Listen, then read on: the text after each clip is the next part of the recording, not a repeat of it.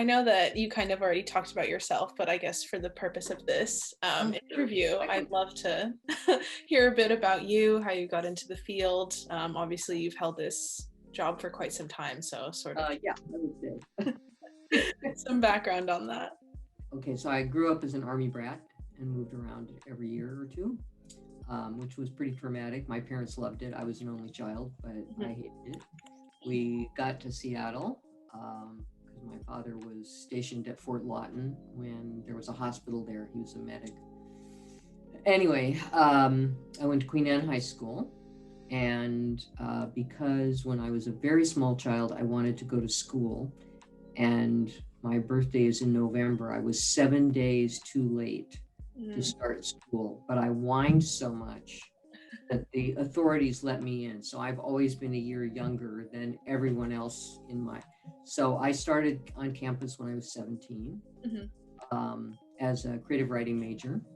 My goal had been to work with Theodore Roethke, but he had the gall to die the year before I got here. So, well. But I did get my degree in that ultimately. But I enjoyed, when I stepped onto campus, I realized that that was the home I'd never had. And I literally have not left for longer. Until now, I could honestly tell you I have not left the campus longer than 3 weeks since I was 17. So I was in writing class with a young woman who I got to know a little bit, and she had a job in special collections. She was getting her teaching degree. She actually got it and had a student teaching experience that was hideous. And she thought, okay, I can't be a teacher. So she got a job in a library. And then after a year or two, I can't remember how long Janice was there, she decided she'd give it another shot. So she told me about this job that she was leaving. And my boyfriend and I were going to leave Seattle and move to San Francisco and be hippies there. So I got this job. I went to the library, and it was in a time when there were more jobs than people. So I actually interviewed 3 of the jobs and got to pick the one I wanted. I was in charge of special collections, and he seemed very nice. I thought, oh, I'll work for him. You know, it's only going to be 6 months, so what's the big deal? So, and that was 52 and a half years ago. Wow, and here you are. Here I am. So obviously I didn't leave. I was hired to read regional newspapers and turn the facts into 3x5 cards on a manual typewriter. And the man who ultimately became my husband, my long-term companion, at one point bought me a correcting electric typewriter for home, so I would come home more often. Because I was a workaholic even then, when it wasn't actually very exciting. And I'm so sorry I gave that artifact up, because I think it would be a real treat now. But anyway, so I realized after a while that my first boyfriend and I were not a good match, and found somebody else, and then realized that I needed a job, and I really liked special collections. So I started going to library school. And my boss let me, because I was reading newspapers, I could read newspapers at night when nobody was there. So I did that. And then since then, I have immersed myself in the materials that are in special collections. I'm responsible for many of the book collections. I have been responsible at one point for all the book collections, but now we have more staff, so we've divided things up more. Our collections have grown immensely. But basically that's how I got there. And having a degree in creative writing has helped a lot, actually, because one of my main areas of specialty is modern book arts, and many of these are visual artists or people who know the technical skills that go into making books, but don't have much of the, what do I say here kind of stuff. If the artist calls it a book, it's a book. I'm not equivalent about that. Great.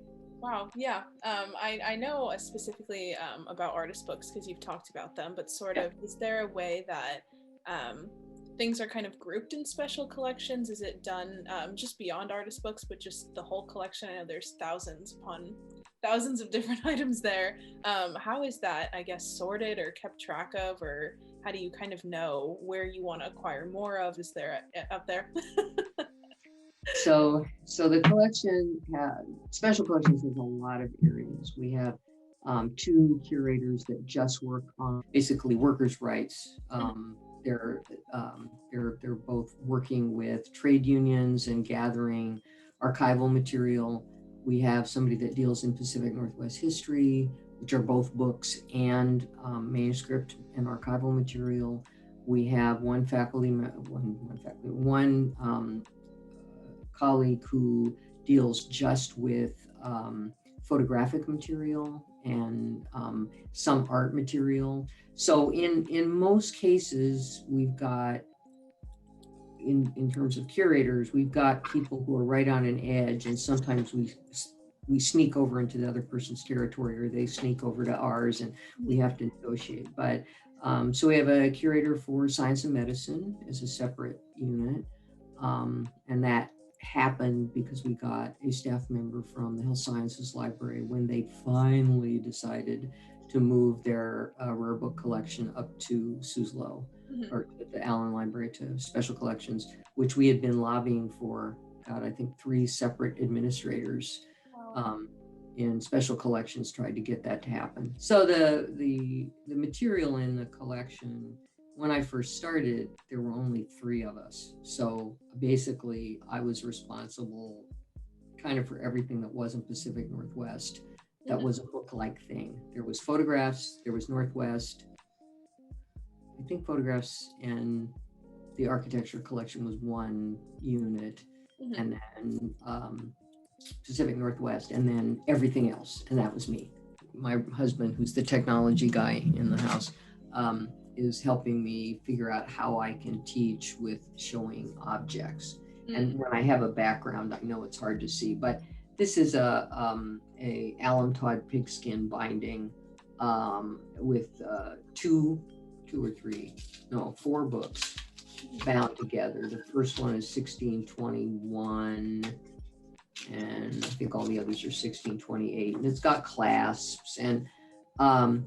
And I bought this at the last antiquarian book fair for myself so that I could have something like this that I could cart around and hand to people. And, like, it wasn't cheap, but it wasn't like revoltingly expensive because it's really beat up. But it's got a vellum piece here that shows that it had a handwritten label on it, but it's not big enough to tell what it is, but you can sort of get the concept anyway. And I think there's something about the physicality of the things that I'm able to work with that I just find really compelling. And for me, that's what special collections is about. It's about the physicality, and it doesn't matter what it is. It can be a paperback book if it's meaningful to you. I just have a couple of questions. I guess specifically about artist books, or art, or artists in general. I guess, what can we learn from art at a time when a lot of people are isolated, or what makes art such an important medium at a time like this when everything is very unclear for a lot of people? Yeah. Well, I think all of us are dealing with the feeling of isolation. And let's see, what do I have?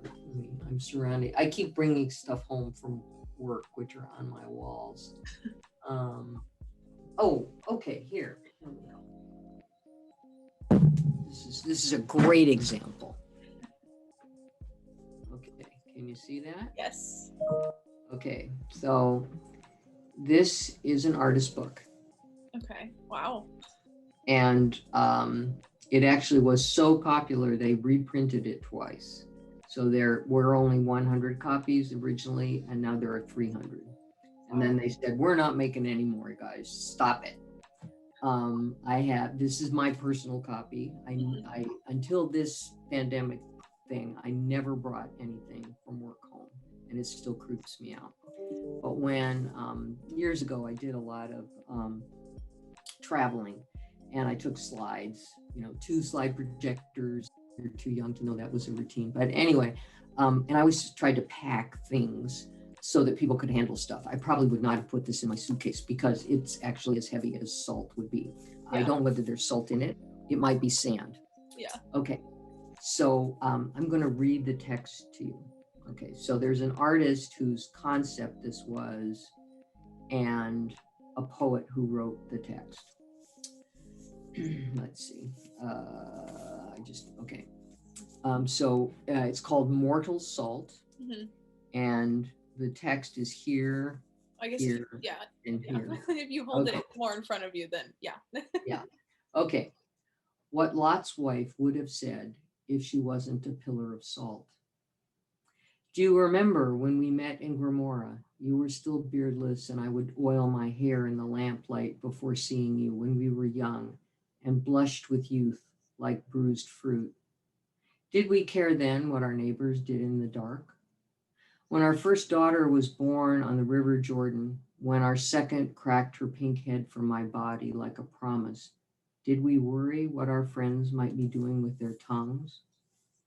What new crevice they found to lick love or strange flesh to push pleasure from? When we called them sodomites then, all we meant by it was neighbor. When the angels told us to run from the city, I went with you. But even the angels knew that women always look back. Let me describe for you, Lot, what your city looked like burning, since you never turned around to see it. Sulfur ran its sticky fingers over the skin of our countrymen. It smelled like burning hair and rancid eggs. I watched as our friends pulled chunks of brimstone from their faces. Is any form of loving this indecent? Cover your eyes tight, husband, until you see stars. Convince yourself you are looking at heaven, because any man weak enough to hide his eyes while his neighbors are punished for the way they love deserves a vengeful God. I would say these things to you now, Lot, but an ocean has dried itself on my tongue. So instead, I will stand here while my body blows itself grain by grain back over the land of Canaan. I will stand here and I will watch you run. Always makes me cry at the end. Yeah, that's very powerful, especially on actual $100. Yeah. $100. And that's only because it's now. You know, if this had happened 20 years ago, it would have been $25. Would have been ratio to income the same. So, but I think this is brilliant. And I'm sorry that they're not making thousands of them, but I can understand why they wouldn't want to. And it's offset printed. It's not letterpress printed, but it's heavy. I mean, it's got, I don't know what's got in it, but it's full. Mm-hmm. You know, like, I don't know, anybody who can think that up. Yeah, why would I stop doing this? I could have never guessed. It's amazing being able to meet and talk with and be treated like a serious human beings by people who are so much more creative than I am. I got the best. I got the best hand in the game as far as I'm concerned. No, that was fantastic. Awesome. Thank you so much. Sure. I really enjoyed it. I think that was obvious.